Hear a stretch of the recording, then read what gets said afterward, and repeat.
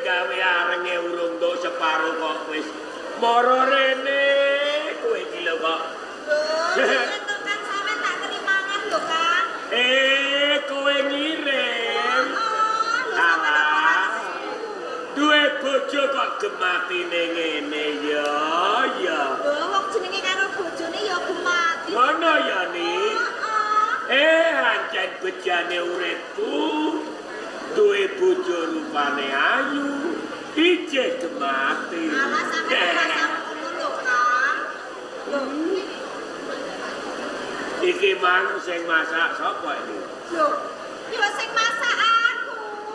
Ora mbok. Lho ya ora mau ngirim kanggo bojone kok sing masak Sindro lho, Kang sampean ki lho. Kowe tenan sing masak? Iya.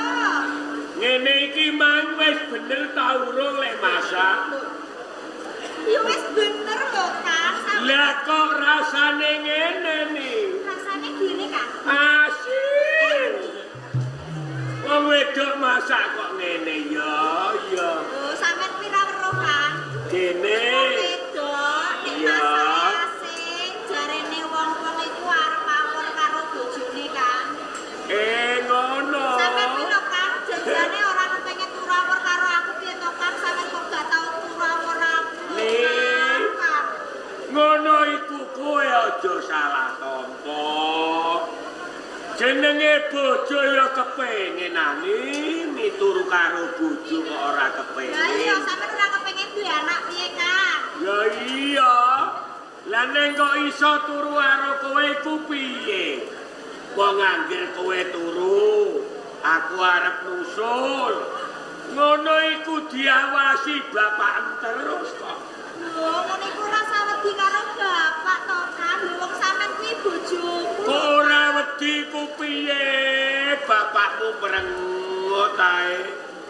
Aku iku lho Ni, upamane kok ora abot kowe jenenge bojo, ora betah aku. Wis kok, Kang. Bapak iku rasa dirasake wong bapak kuwi ya ngono kelakuane lho, Kang. Lah ya ngono wong jenenge karo anak mantu kok. Aku iku kuwi dadi mantune. Lah iya. Kepengin dijak guyon karo maratuwa. Guyon ta guyon.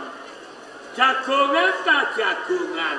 Ditakoki kok ora tau. Sampeyan kuwi rasa ngrasake bapak. Rame aku anggere ning Tegal gawe areng ngene iki rasa-rasa muleh. Lho, kok rasa-rasa muleh kuwi lho, Kang. Nek ora muleh wong aku duwe bojo kowe.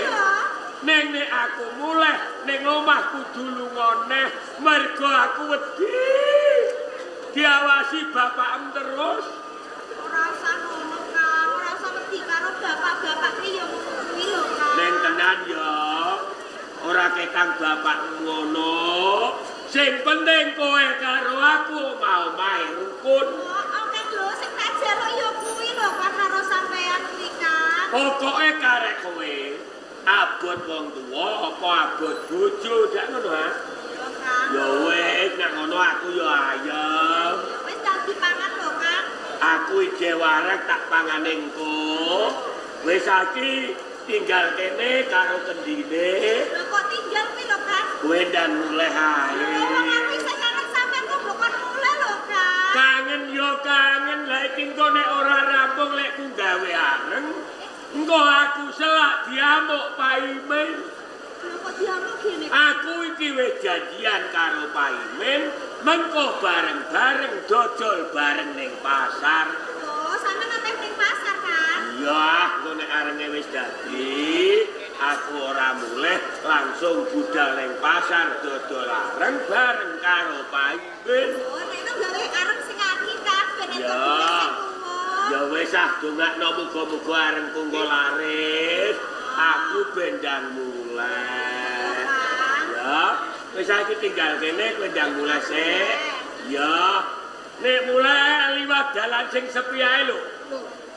Lagi ini jan nom-nom saiki nakal-nakal. kok nakal? Kowe iki mbake bojone bakal areng kowe yo lumayan. Sampeyan kok iso? Kowe nek digodhog carane lanang. Ora kan. Tenan ya? Nek sampe janji yo kan. Apa? Mengko nek wis bali ke pasar langsung mulih ora sampe menggo-menggo. Iya iya. Tenang ya.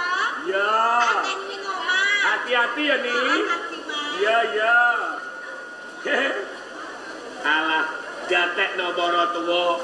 Sing penting anggere bojoku seneng aku ndara wis no. Dani delok men kari delok iki lho arenge rampung. Kok nek rampung lunga dodol bareng ya men tak tutup nesek iki men. Kari sithik kok. Tak tutupne.